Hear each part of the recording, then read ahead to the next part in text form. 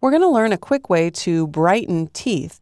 I'm going to tap the L key in order to select the lasso tool, and then I'm going to make a selection around the teeth area. Now you'll notice that my selection isn't very exact, and this will still be fine because I'm going to use an adjustment layer. In fact, we're going to select from the bottom of the layers panel the hue saturation adjustment layer.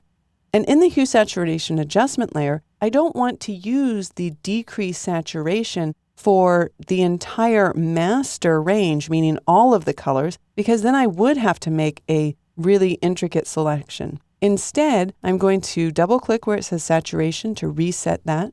And from the color range selector, I'm going to choose yellows. Now, if the lipstick color has a lot of yellow in it or the skin tone has a lot more yellow, then you might have to be a little more careful with your selection. But in this case, if I just decrease the saturation here, you cannot tell what area has been adjusted and what area hasn't. There is no harsh selection line, and yet we've decreased that little bit of yellowing in the tooth area. Now I'm going to collapse the properties panel, and if we look at the mask by option clicking on it, you can see that it is in fact a hard edge mask.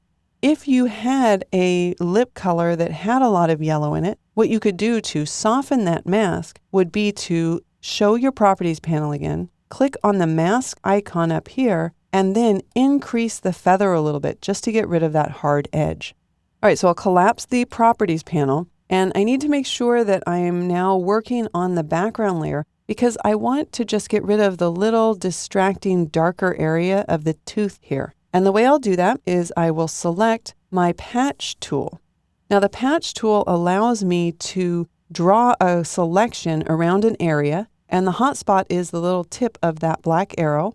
So I'm going to click and drag just right around this kind of darker area of the tooth, and then I'll position my cursor inside of my marquee. And you can see up here in the options bar that I'm going to be patching the source. So all I need to do is drag the marquee over to a good area. It will take the information from the good area and patch that source. We might want to do that just right over here on the left-hand side as well. Just scoot this over and then release in order to patch it. To deselect, I'll use Command D on the Mac or Control D on Windows.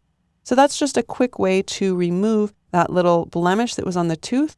Of course, the hue saturation adjustment layer is what we use to remove some of the yellow. And that's a quick way to brighten teeth while retouching a portrait in Photoshop.